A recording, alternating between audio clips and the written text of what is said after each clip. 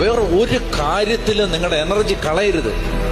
ആവശ്യമില്ലാത്ത കാര്യങ്ങൾ ചുറ്റും ഇഷ്ടം പോലെ കാണും, അതിന്റെ പുറകെ പോയി സമയം കളയരുത്. മനസ്സിലായോ? പിണറായി സർക്കാർ എന്താ മാറാത്തത്? നിനക്കെന്നെ മാറിയിട്ട് മോദി എന്ന് മാറും? ട്രംപ് മാറുമോ? മോദി മാറിയാലും പിണറായി മാറിയാലും ട്രംപ് മാറിയാലും നീ മാറിയില്ലെങ്കിൽ ഒരു ഗുണവുമില്ല. നമ്മുടെ വിഷയം ഇതൊന്നുമല്ല. മനസ്സിലായോ? നമ്മുടെ വിഷയം എനിക്ക് എന്റെ കർത്താവ് മതി.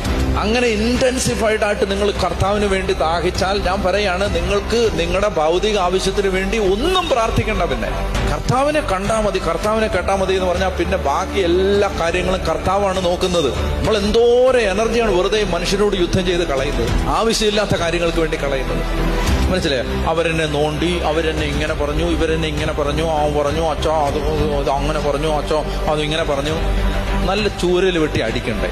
എടാ, അതിന് സമയം കളയാതെ, അതിനുവേണ്ടി നിന്റെ എനർജി കളയാതെ, ആ സമയം നീ ഏറ്റവും വിലപ്പെട്ടതിന് വേണ്ടി സമയം ചെലവഴിക്കുക. നിന്റെ